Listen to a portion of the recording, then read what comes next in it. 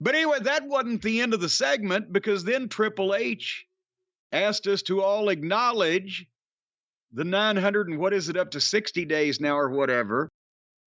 And they play Roman's music, and here comes Roman and Paul E. and Solo, and they flow into this in-ring interview where they come in as soon as they're in the ring, and, you know, in seconds, Cody music. And I was looking for it. What was your opinion on the crowd reaction to Cody coming out here? Was it as good as it's been, less than it's been, same as it's been, more than it's been? What was it?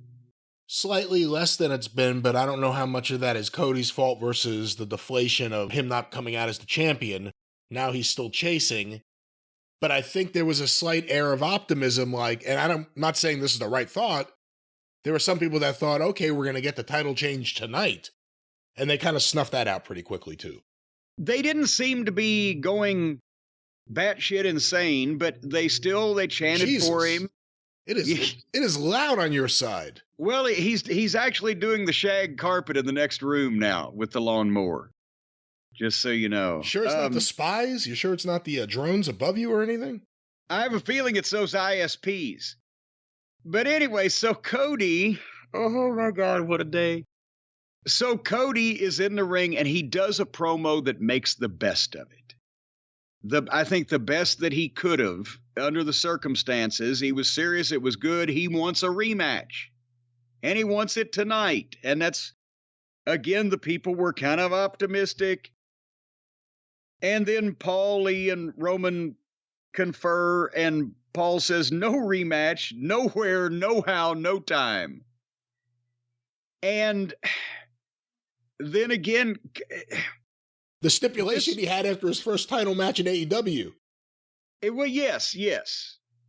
But also, then remember we've said everything with Cody and this interaction and Roman and Paul, it's all logical. It leads from one thing to another. You go, okay. Well, then Cody, after he finds out he's not ever going to get a rematch anywhere, well, how about a tag team match with you and Solo? Where did that come from? Yeah. Yeah, he wants to fight him. Okay, so then Paul E confers with Roman, and they come back and say, okay, but whoever agrees to be your partner can never challenge Roman Reigns for the Universal title again, so good luck finding somebody that'll agree to be your partner tonight. And so far in this promo, everyone involved had done a great job with the story or the material or what they were, the hand they were dealt. But then suddenly Brock Lesnar music plays. And here comes Brock.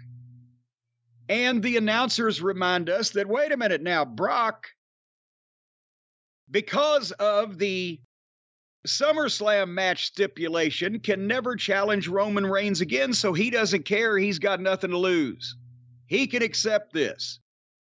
And Brock comes in and hugs Cody, and the big handshakes and hugs, and the heels are just gobsmacked, and they leave speechless and slinking away. And you know what I wrote at that point, Brian? I said, you know what? I love this. Here's star power. And also Brock, the enforcer to counteract Solo for the babyface side, because he's been such a babyface. Paul Lee's the middleman again. He's got the relationship with everybody. And now you've set up your war games, Roman Reigns and the Usos and Solo and Cody and Owens and Sammy and Brock. This might be good. What did you think at that point? I don't know. I was trying to give them the benefit of the doubt that maybe they have a good idea. Maybe they didn't do a big Cody coronation at WrestleMania, and maybe the bloodline is continuing and there's going to be something really good tonight to capture the attention this is all getting. And Brock got a monster babyface reaction from the crowd. At least it sounded like that. When they hit that music, people went crazy. Okay, this is interesting now. Let's see what's going to happen. We know that Sammy and Kevin and the Usos are all out there somewhere. How are we going to get from here to the end of the show? I was willing to give it a chance. I still think that, as of now, it looks like they dropped the ball with Cody at WrestleMania. They should have. It looks like they got into their own heads and booked it a way that doesn't seem everyone's really into right now. The never-ending quest has to end sooner or later, and if it ends past its expiration date, people are not as happy to see it end. And I'll say this, and then we'll move on from the... Go ahead. And Vince is back.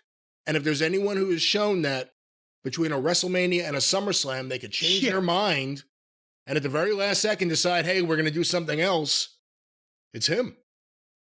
Well, it was between SummerSlam and WrestleMania with Luger, so he had more time, but I get your point. And he had already made that decision a long time before WrestleMania, I think.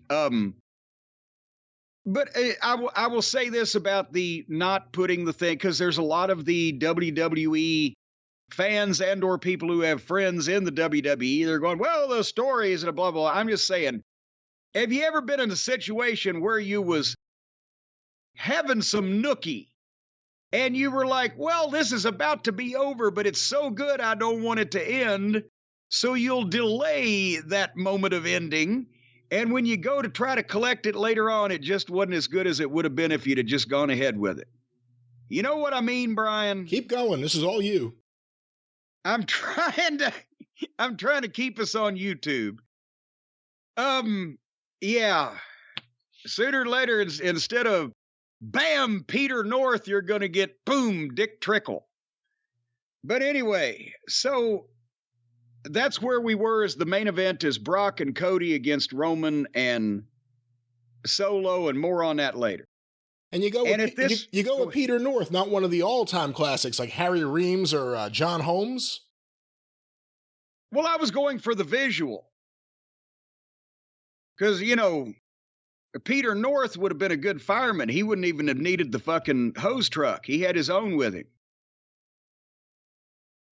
Anyway,